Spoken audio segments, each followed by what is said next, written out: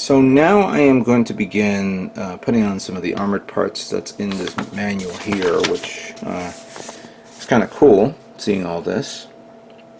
Except this part is going to be annoying, and I'll explain that in a moment.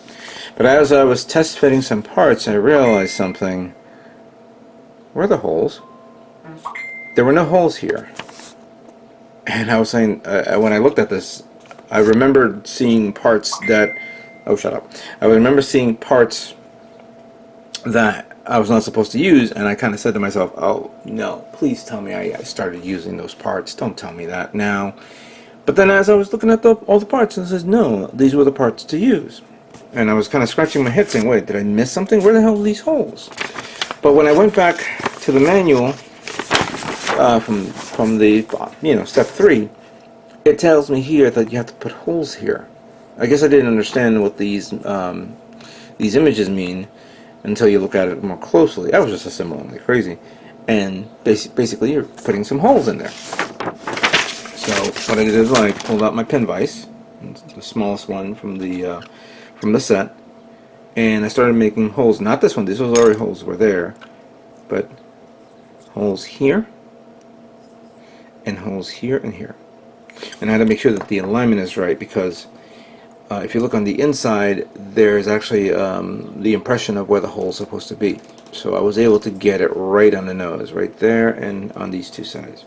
So here's an example here for this one, which I already did put on.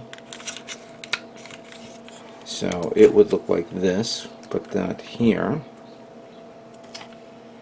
And then I believe you take... Actually, you want to put this one through first.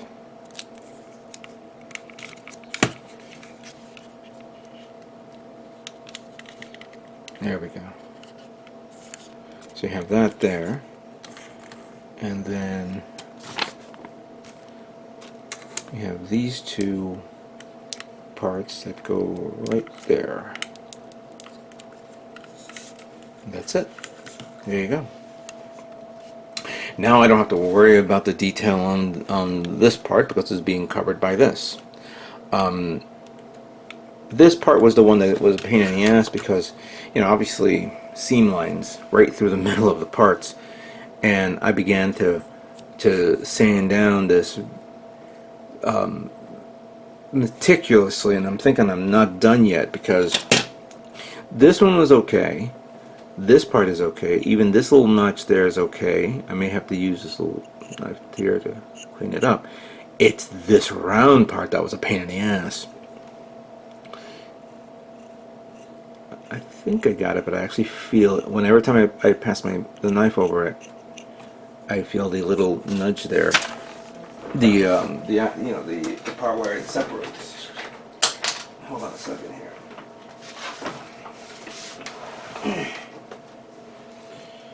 So I was like using this to go in there and sand it down. This is the 400 grit. If I had I believe I have a much more thinner type of masking tape.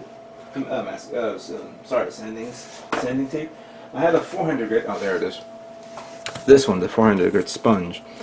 But you have to go here, like all the way in there, and start just going to town with that for at least a few minutes and see how it comes out.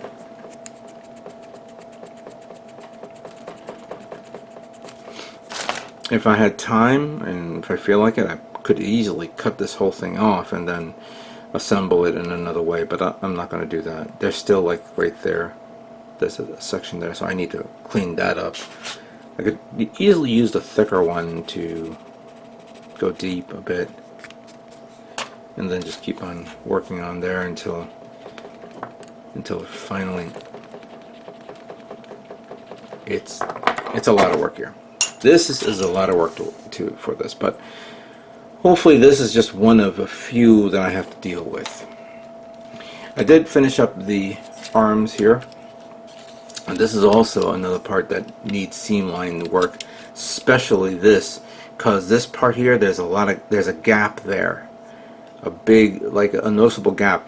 I tried to crush the arm you know, like I put glue in there and I squeezed it as hard as I could. Even pulled out a clamp to hold it down, but it would not close. I did not know if maybe there's maybe the actual peg hole is too far out, or maybe there was an excess plastic there. I should have test fitted it first, but these parts are very, very hard to pop out. So what I'm going to do is I'm going to get putty and I'm going to fill in these little gaps and then resand them down again on both arms. There's a seam line through here, but considering that I have not put the armored part over it, I don't know if I have to bother to do something like that. So we'll figure this out. The hands already been sanded down, and they're really nice hands, big hands too, almost Gundam hands. And then we got this one here, the head that I'm going to put on. Look at that. I didn't put the clear parts in there because I'm going to be painting that, but this whole section can be taken apart easily with no problem. That has not been glued. So, yeah, I like the wabbit ears on this. This is really nice. This is really nice. And then, of course, there's this one that's a little bit finicky when you pop it in and out because the connection is not strong here. It is strong, just that there's nothing there that holds up the peg, because every time you push it in, the peg comes out. So I may end up gluing that peg there, just in case, but we'll figure it out soon enough on this one. I'm not going to assemble the leg yet. I'm going to continue on with the armored parts because there's the plate that goes up front, the arms here, and then we'll do a final look on how this boy is. It's huge. So let me continue on, and if I discover something, we'll talk about it. So trying to keep the VF-0S in, you know, in picture frame is not as easy as you think, considering how big it is. And there's the Master Grade Stormbringer back there, just hanging about. I'm now about to work on the shoulder parts on this kit, but I wanted to show you other things that I worked on right now that you see. So these are done, and this is done up to a certain point. There's a little notch that should be sticking up under this chest plate, and the chest plate makes up, of course, the macro missile set, which I'm about to show you in a few moments.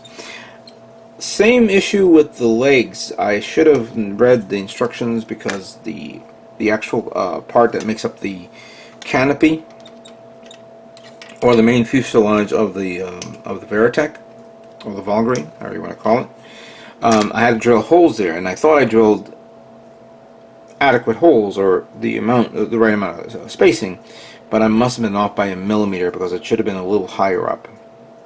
I'm going to see if I can try to repair that, if I can. It's not going to be easy, but I'm going to try.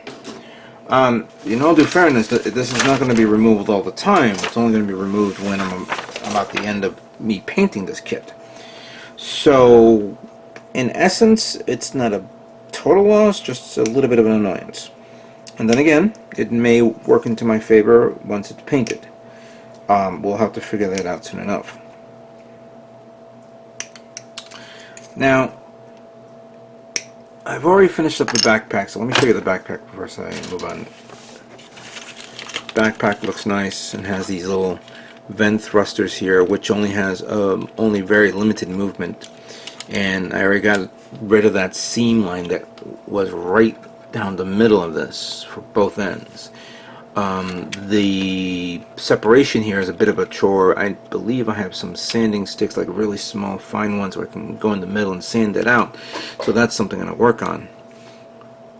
This thruster part, I'm actually, even though I showed you the paints that I was going to use, I'm actually considering of putting metallic.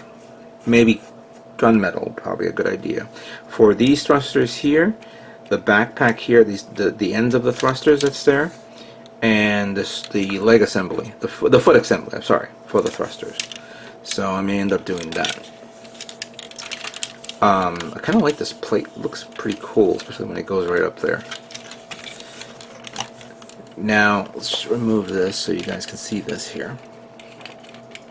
I'm going to remove one of the plates, if I can get it out. And this is going to be a pain in the ass. So there are the micro missiles right there. And you get these little plates to keep it housed, while you get another set of plates to keep it open, so it opens up like this. I'm leaving it this way just for presentation purposes. It's big, but it's wobbly. Very, very wobbly. I may have to pull out an action-based stand to hold it up. But yeah, so the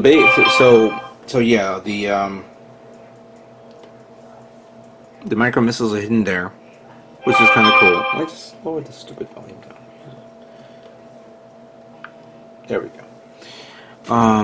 So parts forming. I'm not going to complain. You know, this is 2002 for Christ's sake. I mean, if this was now, and they made this, Hasegawa would have thought of a mechanism to pop this out, open it, and then display the missiles. To tell you the truth, now I'm working on the missiles on the shoulders, and same BS. This comes with parts forming parts, or you could say hatch forming parts, to expose the micro missiles as well. I'm definitely going to need to review that, see how it works. That is technically a benefit on my part in regards to painting. I mean, I don't have to paint the inside. Well, I think I don't have to paint the parts that holds up the missile, the plating when it's closed, because you don't see it. I think, you know, the beauty of this is to show the inside of the plate itself when it exposes to when it fires its missiles. Like right now, I'm pulling out these. That, I think, goes. Well, I don't know. Right now, I'm removing parts here. I'm not going to do.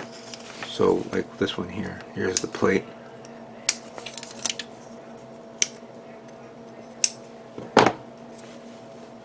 So that goes there. And then you have to pop it out. Then here are the missiles here that I have to sort through. Now this is where shit starts to annoy me, and that's of course how wobbly this thing is. It's very, very wobbly.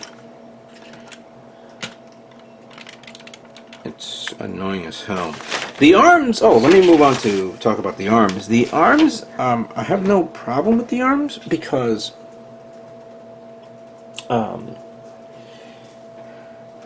was like a frame in here that held up these two parts, the two bluish parts, which of course I glued the ends here. But if you remove the hand, you could slide it off. As long as you remove this plate, the actual side plate of this design. Oops, this came off right now, but alright, just leave it there for now. So this whole section needs to be painted this color, then masked off, painted the gray, and then the insides will be painted, hand painted with the charcoal color here. So that's 3 steps there. But this whole plating surface has 2 holes there that is held up by the arm. So you don't have to worry about this thing sliding down or jiggling all over the place. So that's fine. That I accept with that.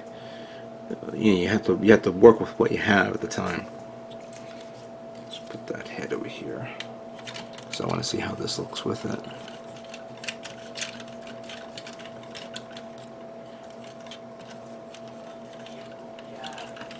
Yeah, who doesn't like rabbit ears? Now there is one thing that I'm a bit sad that this does not come with the rifle. It doesn't come with the stock rifle. It would have been nice if it did. And unfortunately, I don't have no weaponry that I could use at this scale. So, you know, it's pretty sad that this didn't come with it. If it did, it would have been great. But I guess Hasegawa didn't think it was necessary. Maybe I guess maybe it was one of those parts that was on a separate plate, and they omitted it during the production of this line. And I don't think they sell 1/72 scale rifles from the Macross line. But you never know what you can find on the internet. I'm going to end up probably go on eBay and see if someone's selling a 1/60th scale rifle from this line. All right, so let me finish this up and we'll do a final look at this kit and then we'll talk about it. Okay, here is what the VF-0S Reactive Armor looks like. And by the way, I'm being told that this actually goes by a different name. It's actually being known as the Phoenix. Being commented by my one of my friends who's a very big fan of Macross as well. But yeah, this is an amazing looking kit with the micro missiles or missile spam exposed. The parts here will, it's definitely looks good, it's strong and all that stuff, but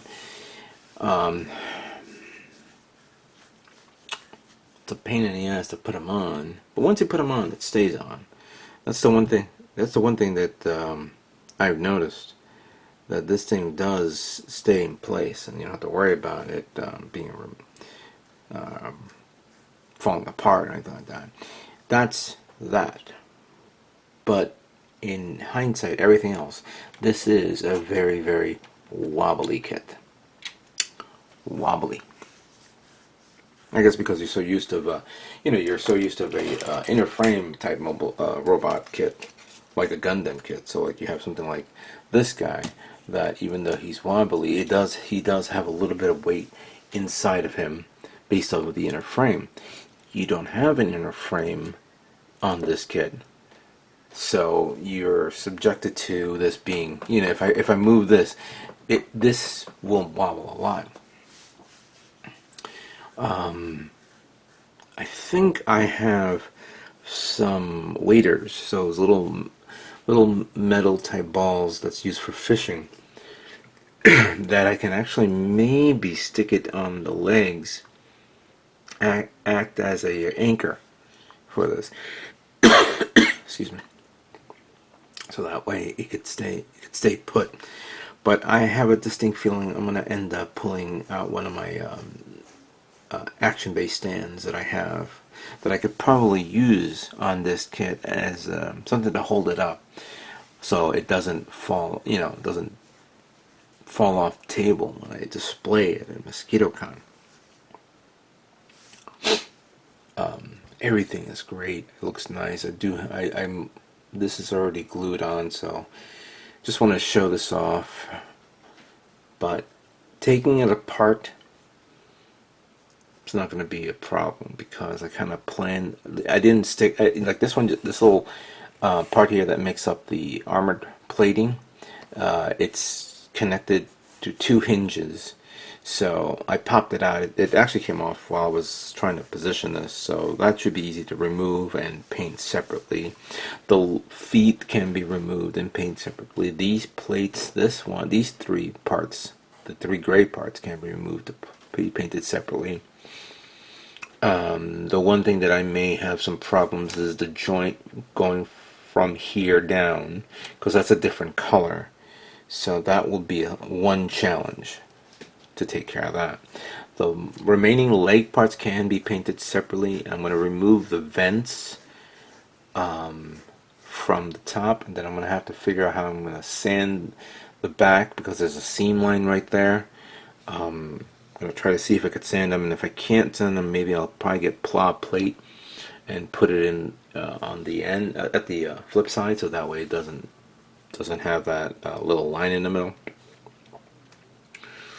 The plating, of course, all this armored plating that makes up the skirt is easy to remove and paint, so that's fine. This is 2 parts there, so that can be replaced. This one can be popped out. All the micro missiles, everything, can be removed and placed separately on a base, on a piece of cardboard, on reversible tape, so that way it's easy for me to paint individually. The arms itself, so this little whole section here has a inner frame, and I mentioned this before. Has like not an inner frame. Excuse me, I'm saying it wrong. More like a some sort of support base to hold these two parts together. There are. If I remove the hands, I could slide them off easily as long as I pop out the back plate. And the back plate is going to be another challenge for painting. So right now we have this part that's going to be a challenge for painting. This part has to be a challenge for painting. This whole section can be popped out. The same thing with these can be removed. Everything can be removed. Then going back here. Let me just put that back. So this can be slid off. I did not glue this whole section here, so I can remove all this section, and everything can be removed here. And then the head is easily removable and paintable and all that stuff. I have to sand down the forearms. I have to sand down the bicep arms, so it doesn't show the seam line. That's those two that I have to work on. The chin area has a little seam line right in the middle, so that has to be sanded down. I'll take care of that as well. This section here and here needs to be sanded down so it looks nice. There are these two little parts here and here where two clear parts, and a lot of these clear parts I did not put on. They're all here. So this one goes on the side of okay. These two clear parts here goes on the inside of the fuselage. So when I paint the fuselage inside, I'll give it a backdrop color, and then I'll cover that in there. So that's fine. These two parts makes up the head. That's right, the visors of the eyes. There's a where is it? It's this one right here. This part is like a 3-part mono eye type setup. This will be painted the greenish color. This part, which is the plate that goes over it, that will not be painted. So that way, at least that shows. Unless, of course, I give it this like a different color. Maybe you're thinking maybe painting this metallic while painting the light blue on this. I don't know yet. Let's see what happens. These two parts are different. Also goes right here on the top. You know what? Maybe I can try to bring the camera a bit closer so you guys can see that.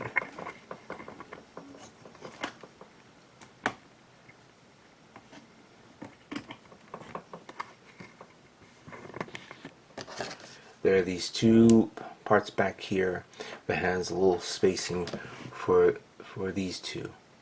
So those have I don't know if I'm painting the inside of that and then here and then put it right on top, or maybe paint the back end of this. We'll figure it out. There's a part here and here on the side of the not the chest, the chest plate. That's what I was to say, the chest plate. I'm sorry, I'm trying to look for the manual. Here we go.